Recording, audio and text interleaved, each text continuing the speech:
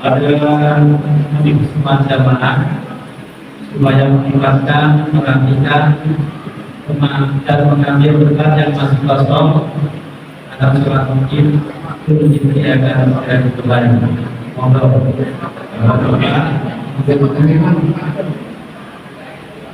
Berkata, kita teman-teman juga untuk membantu merapikan jamaah barangkali ada yang punya masalah.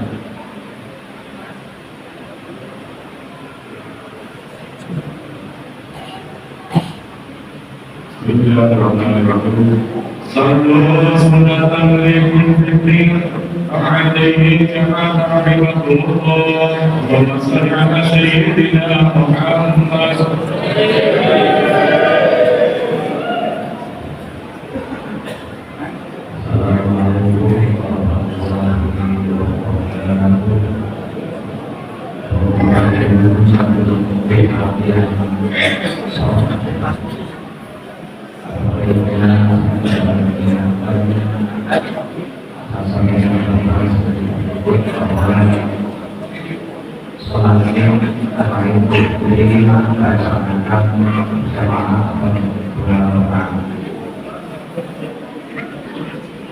yang daripada salam adalah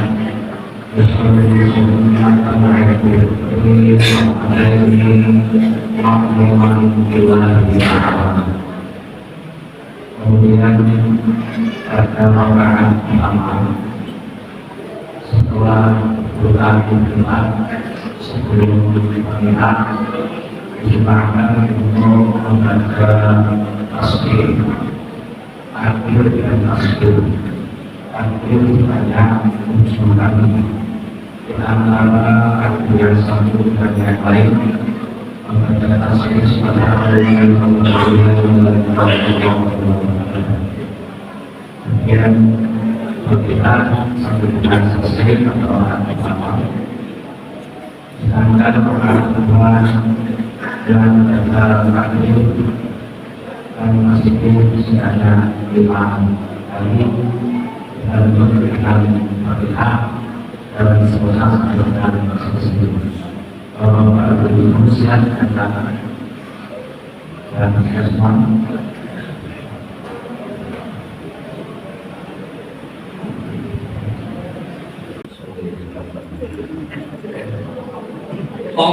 Allahu Akbar.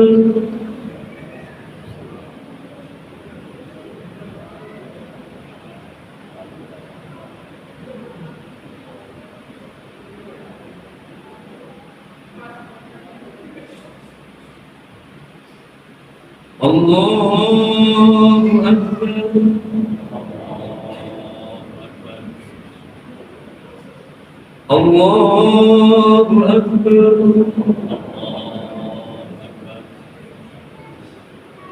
Allahu Akbar. Allahu Akbar.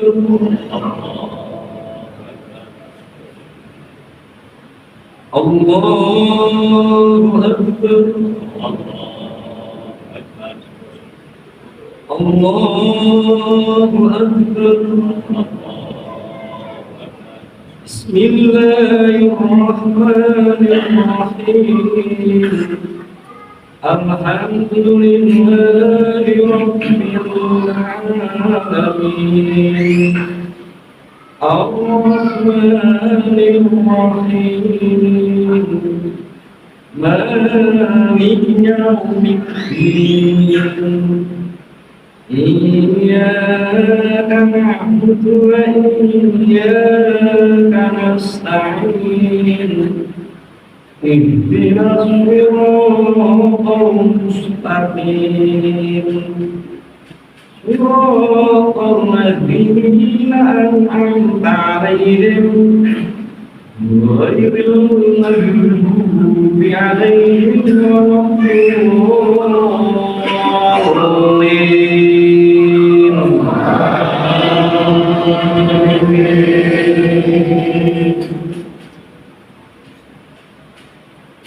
بسم الله الرحمن الرحيم. ألف لام ميم.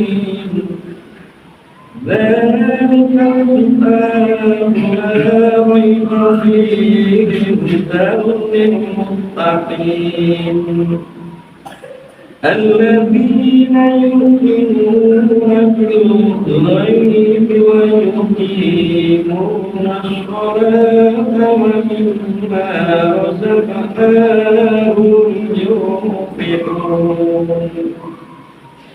والذين يؤمنون بما أنزل إليك وما أنزل من قبلك وبالآخرة هم يوقنون أولئك على هدى من ربهم وأولئك هم المفلحون. الله أكبر.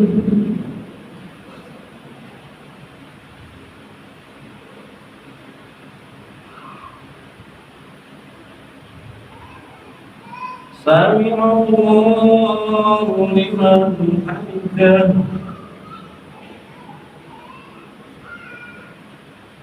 الله أكبر. الله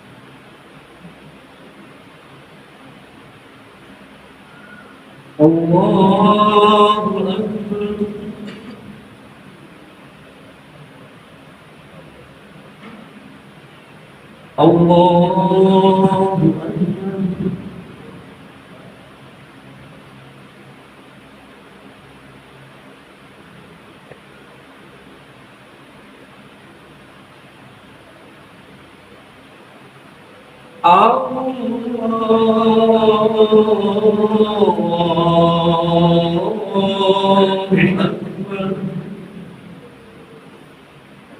الله أكبر. الله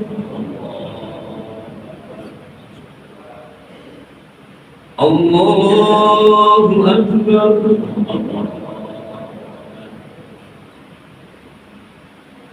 الله أكبر.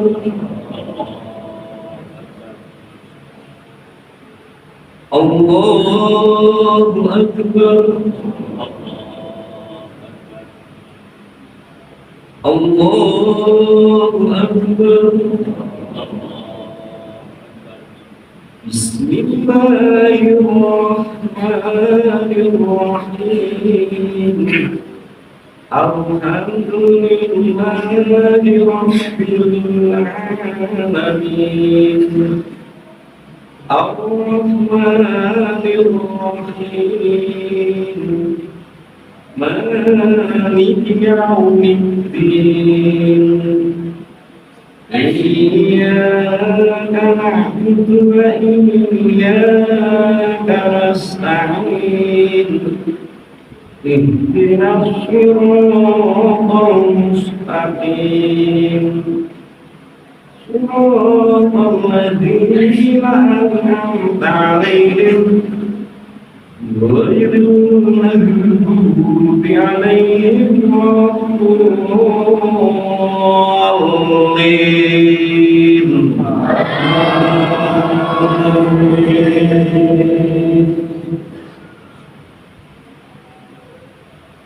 وسارعوا إلى مغفرة من ربكم وجنة عرضها السماوات والأرض أعدت للمتقين الذين ينفقون في السراء والضراء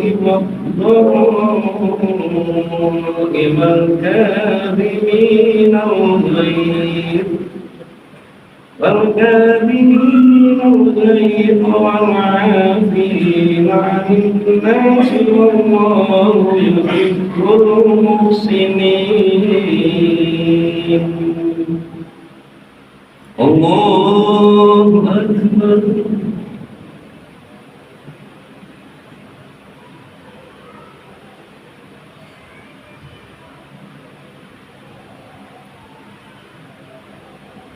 سمع الله لمن حمده.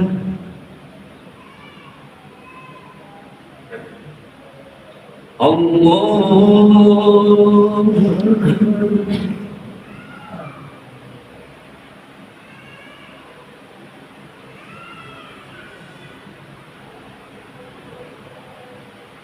الله أكبر.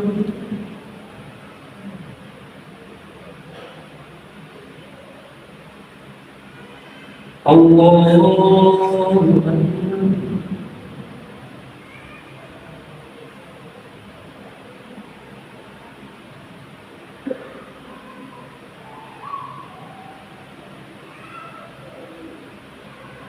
الله أكبر.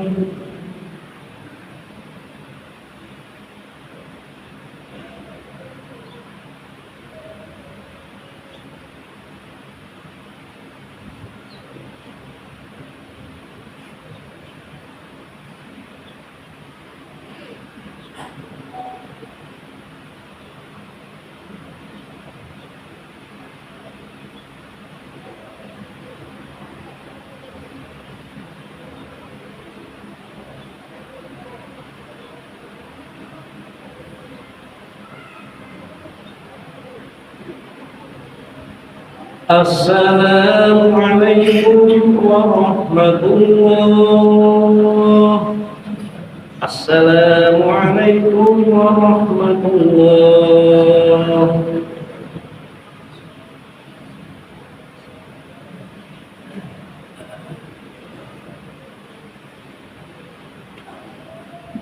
واسمعوا وعلموا رحمكم الله. أنصتوا واسمعوا وعلموا رحمكم الله.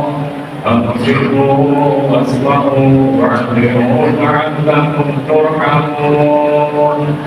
اللهم صل على سيدنا محمد. اللهم صل على سيدنا محمد. اللهم صل وسلم على سيدنا محمد وعلى آل سيدنا محمد. اللهم اغفر الإسلام من المسلمين والمؤمنين والمؤمنات واغفرهم على والدهم يا رب ويوم الناس برحمتك يا أرحم الراحمين.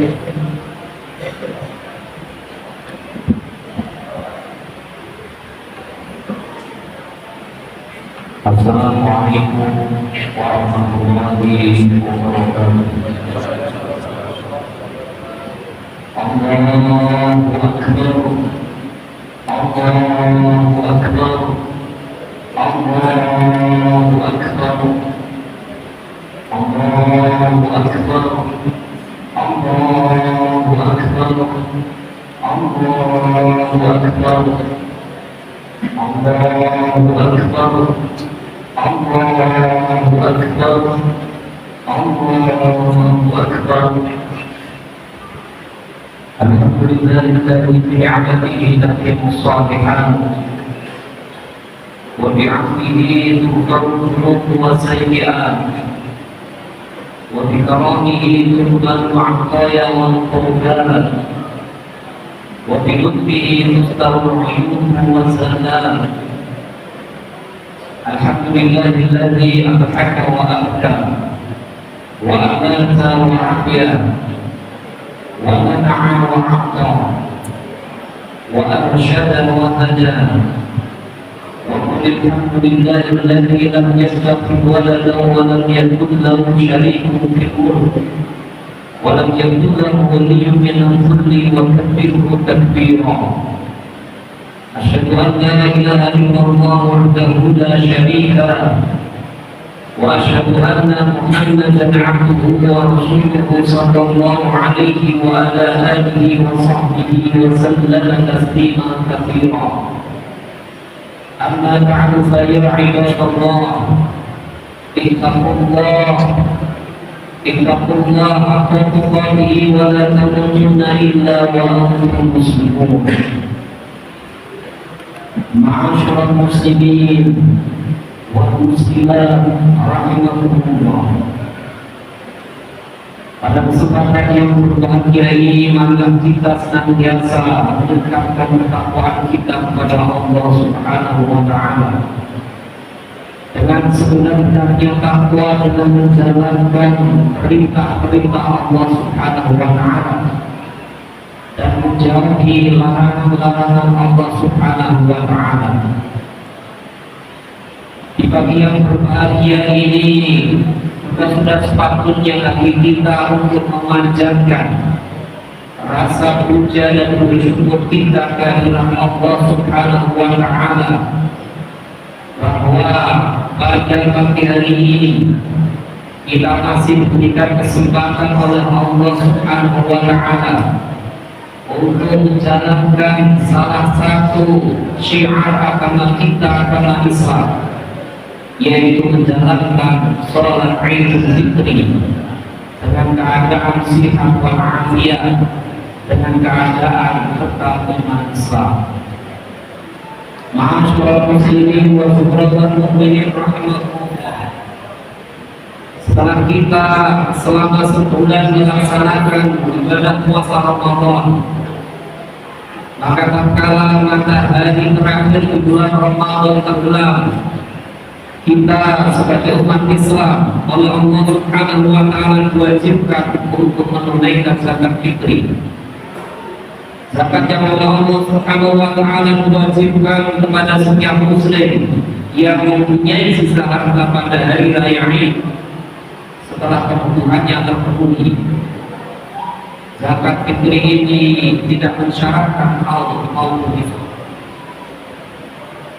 Zakat sendiri menurut Al-Imam Al-Qudsi mempunyai 3 maqasid, mempunyai 3 tujuan utama, di mana tujuan pertama adalah maqasidut tarbawiyah, di mana zakat berfungsi sebagai pembersih hati bagi orang-orang yang mengeluarkannya dari sifat kikir dan bakhil, yang merupakan penyakit hati yang sangat berbahaya.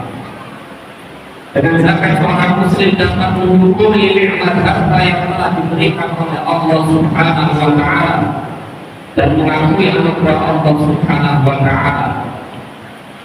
Hal ini secara otomatis akan menjadi obat bagi hatinya yang semula dunia, cinta pada dunia menjadi cinta pada akhirat. Kemudian maqasid yang kedua adalah maqasid ijtimaiyah atau tujuan sosial. Dalam hal ini zakat mempunyai tujuan untuk memulai dan menjadi solusi terhadap permasalahan sosial yang dihadapi oleh umat. Kemudian maqasid yang ketiga, tujuan yang ketiga adalah maqasid iqtisadiyah dan dunia ataupun tujuan pembangunan ekonomi. Dalam hal ini zakat berfungsi sebagai penggerak perekonomian masyarakat. Maqasid zakat ini tentu akan dapat tercapai jika dalam praktek penerapan zakatnya memperhatikan skala-skala prioritas. Ma'asyiral muslimin wa fuqaratul mu'minin rahimakumullah. Dalam konteks zakat fitri, para ulama berbeda pendapat tentang siapa yang berhak menerima zakat fitri ini. Pendapat pertama dari kalangan mazhab Syafi'i mengatakan bahwa zakat fitri harus diberikan kepada 8 kelompok yang berhak menerima zakat, sebagaimana yang disebutkan oleh Allah Subhanahu wa taala dalam Quran surah Taubah ayat 60 secara merata. Kemudian jika 8 kelompok ini tidak ditemukan semuanya, maka zakat fitri diberikan kepada kelompok-kelompok yang ditemukan secara merata. Pendapat kedua dari kalangan mayoritas ulama mengatakan bahwa zakat fitri boleh diberikan kepada 8 kelompok yang berhak menerima zakat dan boleh dikhususkan kepada fakir dan miskin. Sedangkan pendapat ketiga dari kalangan mazhab Maliki mewajibkan distribusi zakat fitri khusus kepada fakir miskin. Pendapat ini merupakan salah satu pendapat dari Imam Ahmad bin Hanbal dan dinilai sebagai pendapat yang lebih kuat oleh Al-Imam Ibnu Qayyim al-Jauziyah dan punya Syekhul Islam Ibnu Taimiyah. Meskipun para ulama berbeda pendapat tentang siapa saja yang berhak menerima zakat fitri, namun firman Allah Subhanahu wa taala dalam Quran surah Taubah ayat 60, "Innamas shadaqatu lil fuqara'i wal masakin." Itu Allah Subhanahu wa taala menyebutkan fakir miskin sebagai kelompok yang paling berhak untuk menerima zakat. Di dalam hadis Nabi sallallahu alaihi wasallam, ketika Rasulullah sallallahu alaihi wasallam mengutus sahabat Mu'adz bin Jabal untuk berdakwah ke negeri Yaman, Nabi sallallahu alaihi wasallam berpesan kepada Mu'adz dengan zakat ini, di mana beliau mengatakan bahwa kewajiban zakat ini diambil dari orang-orang kaya mereka, kemudian dibagikan kepada orang-orang fakir mereka. Tuqatu min aghniyahim wa tu'addu ila fuqara'ihim. Dari sini tentu terlihat prioritas fakir miskin sebagai kelompok yang berhak menerima zakat pertama kali dibandingkan dengan golongan yang lainnya, khususnya dalam konteks zakat fitri. Ma'asyiral muslimin wa sumratal mu'minin rahimakumullah. Skala prioritas dalam setiap aktivitas baik yang berkaitan dengan ibadah maupun muamalah sangat ditekankan oleh agama kita, agama Islam. Al-Imam Al-Ghazali dalam karya monumentalnya Ihya Ulumuddin di dalam bab kitab Mudamil Ulum, bab yang menjelaskan tentang masalah ketertipuan, beliau memperinting para ahli ilmu, para pelaku ibadah, orang-orang kaya dan kalangan awam yang tidak memperhatikan skala prioritas dalam perbuatan dan amal ibadahnya. Imam Ghazali juga mengkritik orang-orang yang menggunakan hartanya bukan pada hal yang menjadi prioritas. Imam Ghazali menyebut orang-orang yang mengabaikan skala prioritas itu sebagai al-makruh, orang-orang yang tertipu. Demikian pula ulama yang sezaman dengan Imam Ghazali, Al-Imam Ar-Raghib Al-Asbahani juga mempunyai pandangan tentang skala prioritas ini, yang menyebutkan bahwa orang-orang yang menyibukkan diri dengan ibadah fardu kemudian mengabaikan ibadah sunnah adalah orang-orang yang ma'bud, orang-orang yang bisa dimaafkan. Namun orang-orang yang menyibukkan diri dengan ibadah sunnah kemudian mengabaikan ibadah-ibadah fardu, mereka adalah orang-orang yang ma'bud, orang-orang yang tertipu. Sementara Al-Imam Ibnu Jauzi dalam kitabnya Talbis Iblis menyebutkan bahwa orang-orang yang mengabaikan skala prioritas sebagai orang-orang yang tertipu oleh iblis. A'udzubillahi min dzalik. Ma'asyiral muslimin wa sumratal mu'minin rahimakumullah.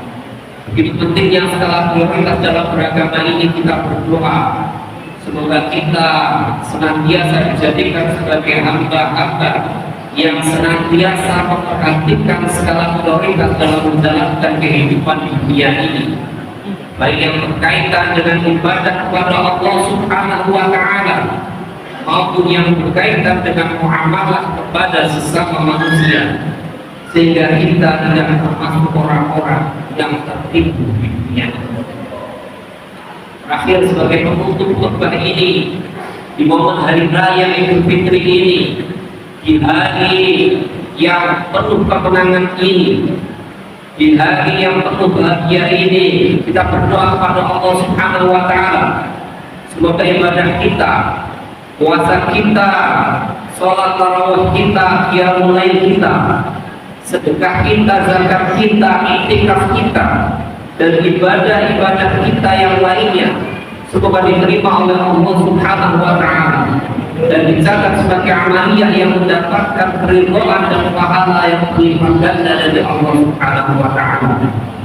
Dan kita berdoa kepada Allah Subhanahu wa Ta'ala semoga aktivitas positif yang selama sebulan ini telah kita kerjakan di bulan Ramadan akan tetap terjaga dan istiqomah kita amalkan, sehingga akan meningkatkan ketakwaan kita kepada Allah Subhanahu wa Ta'ala, dan kita oleh Allah Subhanahu wa Ta'ala catat sebagai hamba-hambanya yang muttaqin, hamba-hambanya yang kembali kepada kefitrahan, dan hamba-hambanya yang minal faizin, sukses di dunia maupun sukses di akhirat. Amin amin ya rabbal alamin.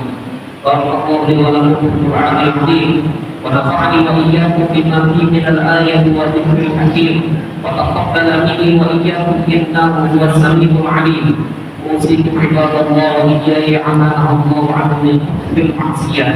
Fattaqullaha wa la ta'budu wa taqullaha 'aliman lakum wa lisa'iril muslimin fa ya fawzal mustaghfirin wa ya najatat taibin.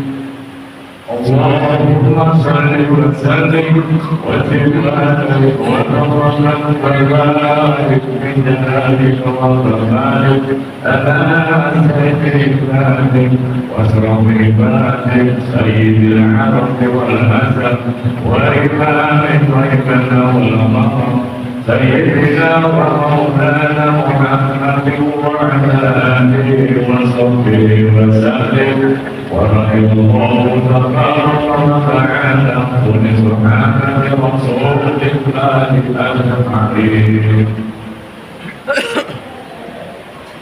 الله أكبر الله أكبر الله أكبر الله أكبر الله أكبر الله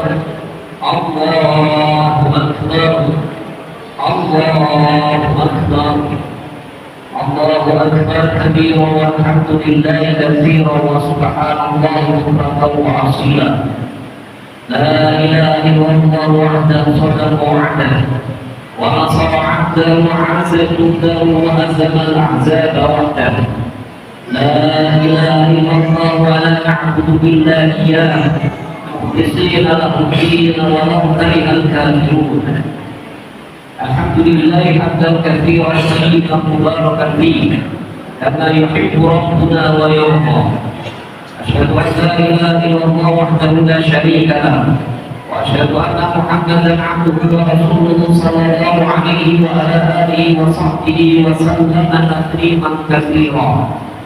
أما بعد فيا أيها الناس اتقوا الله تعالى وذروا الفواحش ما ظهر منها وما بطن وحافظوا على طاعة وحضور الجمعة والجماعة واعلموا أن الله أمركم بأمر بدا فيه بنفسه وصلنا بالملائكة القدس وقال تعالى ولم يزل قائلا عليما إن الله وملائكته يصلون على النبي يا أيها الذين آمنوا صلوا عليه وسلموا تسليما.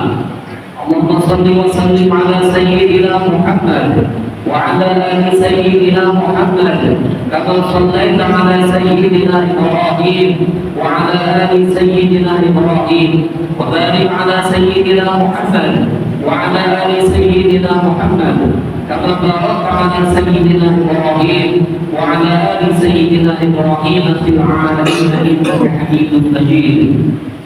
اللهم رض عن الخلفاء الراشدين الذين قضوا بالحق وكانوا به يعدلون ابي بكر وعمر وعثمان وعلي، وعن السته المهتدين للعشره الكرام، وعن سائر اصحاب نبيك اجمعين، وعن التابعين وتابع التابعين ومن تبعهم باحسان الى يوم الدين. اللهم يا الله لا تجعل لأحد منهم في عنقنا غلاما، ونجنا بحبهم من أهوال يوم القيامة. اللهم أعز الإسلام والمسلمين، اللهم أعز الإسلام والمسلمين، اللهم أعز الإسلام والمسلمين، وأخرج الكفرة والمشركين، وعافي كلمتك إلى يوم الدين. اللهم انصر اخواننا المسلمين والمجاهدين في فلسطين، اللهم ثبت ايمانهم وانزل السكينه على قلوبهم ووحد صفوفهم. اللهم دمر الاسرائيليين الصهيونيين الذين حرروا المسلمين في فلسطين. اللهم شتت شملهم وفرق جمعهم. اللهم انصر المجاهدين على اعدائهم واعداء الدين برحمتك يا ارحم الراحمين. اللهم امنا في دوننا واصلح ولاة امورنا، واجعل اللهم ولايتنا في من خافك واتقاك. اللهم اغفر للمسلمين والمسلمات والمؤمنين والمؤمنات الاحياء منهم والاموات برحمتك يا وارث العافيات. اللهم ادفع عنا البلاء والوباء والربا والزنا والزلازل والمحن وسوء الفتن ما ظهر منها وما بطن عن بلدنا هذا خاصة وعن سائر بلاد المسلمين عامة يا رب العالمين. ربنا آتنا في الدنيا حسنة وفي الآخرة حسنة وقنا عذاب النار. عباد الله، إن الله يأمر بالعدل والإحسان وإيتاء ذي القربى وينهى عن الفحشاء والمنكر والبغي يعظكم لعلكم تذكرون. فاذكروا الله العظيم يذكركم، واشكروه على نعمه يزدكم، واسألوه من فضله يعطيكم، ولا تكفروا الله يعز وأجره أكبر.